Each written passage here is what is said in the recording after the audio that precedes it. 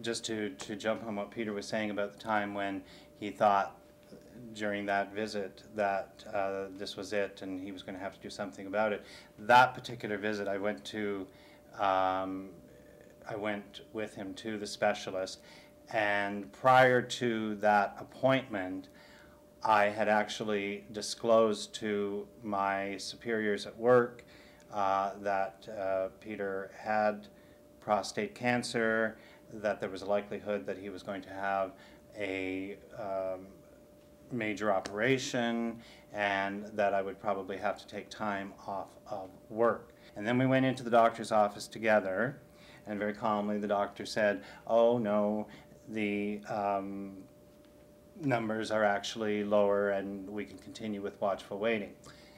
We actually walked out of that appointment with my being extremely angry with Peter, which wasn't necessarily rational, but I was very angry that I had gone through all of those mental and physical preparations only to find out that it wasn't happening, you know, which is why I've joked about taking it out myself, is that it's, I feel that it's keeping things on hold, that it's holding us hostage.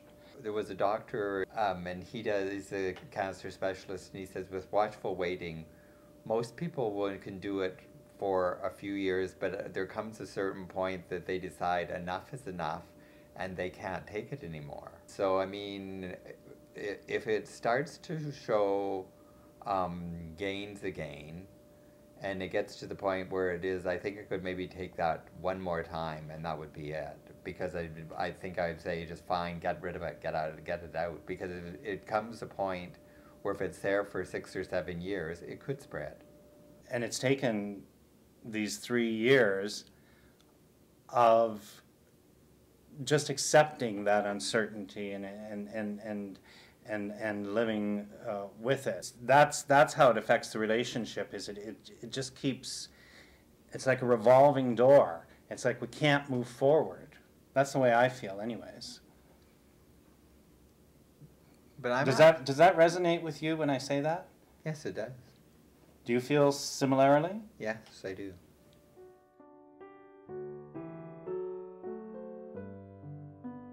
In about 1983, I became suspicious that I had swollen glands in my armpits and in my groin.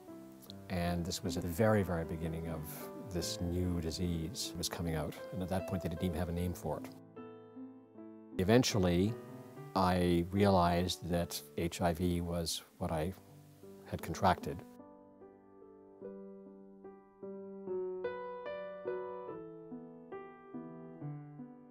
In January of 2006, my doctor noticed something unusual about my prostate. This was just with the finger probe.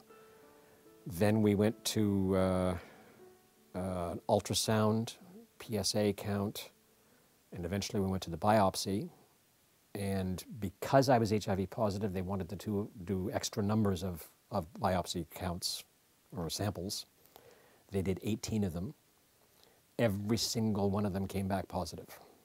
So I had had the prostate cancer developing for, the doctor said, at least 10 years, if not longer. Frankly, I already thought that I was dealing with my one life-threatening situation, HIV. It never even occurred to me that I would have something on top of that. It was within days of the diagnosis that I found the referral to the Wellspring Gay Men with Cancer Support Group. The first couple of meetings that I went to were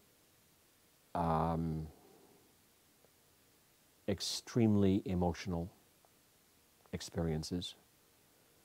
I did go to Men to Men, which is straight. It's run by the Canadian Cancer Society, and they mean very well, and they're wonderful the first time that you go there.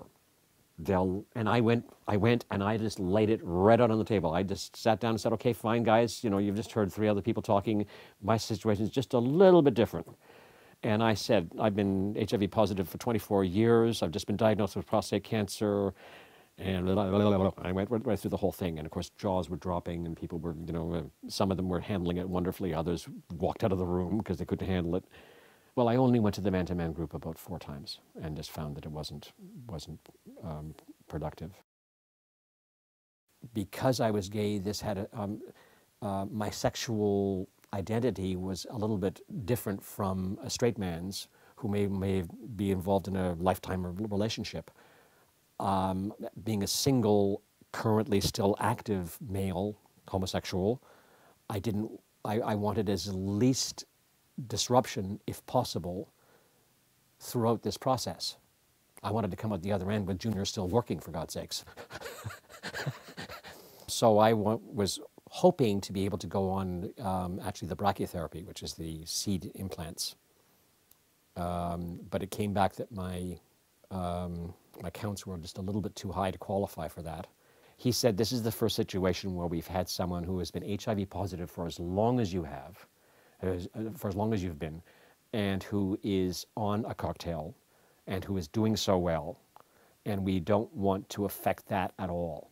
And if anything, you're going to be sort of a test case here as to how we proceed and where we go from here. He's the one that wanted to talk to my HIV specialist first, find out all the history there, and he then took my entire file before 13 specialists and said he would like to continue functioning sexually. He does not want to do the radical, even though they have nerve sparing. He's not convinced of that. He's asking if he can have the brachytherapy and at the very least the external beam radiation. Talk about a second opinion. I had 13 opinions. So I had no worries when I went into this. I knew that I was getting the best possible advice that I could get. So eventually it was decided that the best option would be external beam radiation. Well, first of all, the radiation treatment doesn't necessarily mean that you're going to perform afterwards. There are some people that do have they have problems with erections, and they have problems even with ejaculation. Also, you are affecting the sensitivity down there. I had a very sensitive prostate. It was one of my pleasure zones. And I was going to say, okay, now what's it going to feel like if if that's been, nuked in there, You have to warn people that it glows in the dark now or something. Immediately following my last radiation treatment was a meeting at Wellspring. And I went into Wellspring and they had a big kick.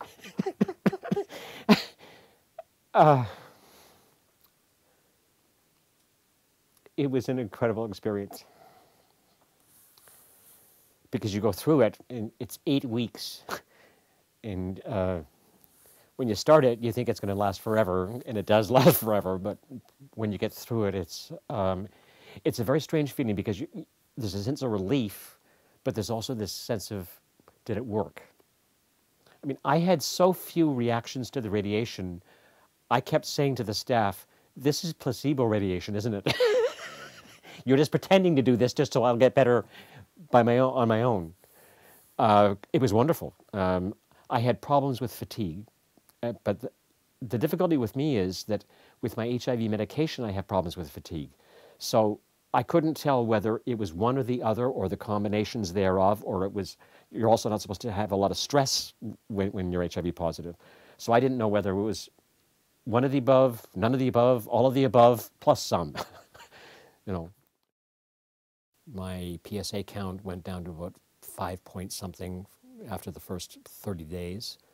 And currently it's at 0.50.